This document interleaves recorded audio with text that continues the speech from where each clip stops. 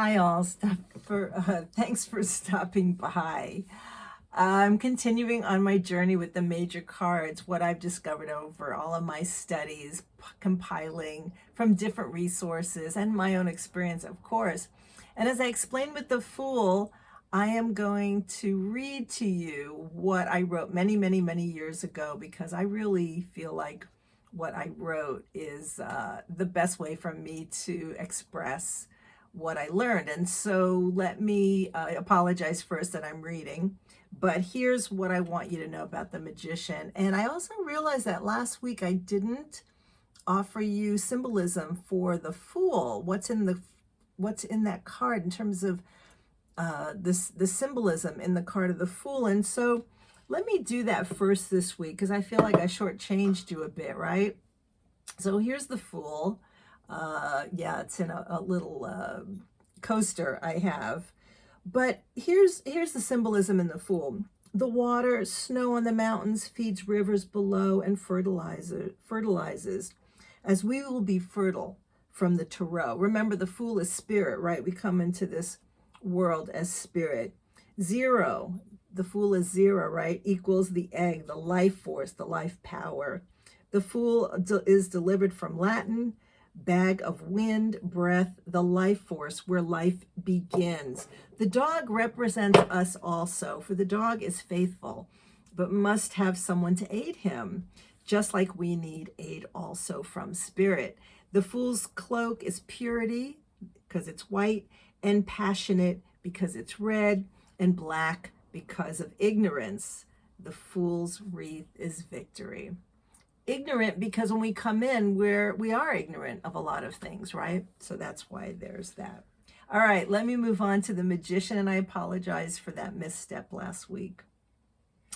The Magician. Here we are, human and spirit combined, now in human form. We can create. We are magic. Magicians are diviners, able to turn straw into gold, able to create. Creation is the thing we do as humans. We create. We have the ability to create, to start. Mastery and confidence and concentration. The Magician can do whatever she wills. Magician is the alchemist, a transformer of experience, creating and able to express her or himself. All the tools on the table are the rules for being human. These tools are innate in us, but must be developed and used. They are the elemental forces which created the world: fire, air, water, earth. The wand raised up, the other arm down, bridge between heaven and earth. Law, that which is above, so is below. I think you've heard there are some people believe some universal laws, right? What is above, so is below, this kind of connection to heaven and earth, or sky and earth, I'd rather say. The Magician reminds us of reality and our ability to create our own world. Our perceptions are what we make of our world. The Magician helps us to realize our dreams, to hold our goals, and to act upon them. The Magician is action. Our fire, our passions. We succeed because we can, because we have all the tools we need. The Magician tells us to act, be creative. We have the tools for success. And I'm going to hold up the Magician card while I give you the symbolism. The number 1, a point, means concentration, attention.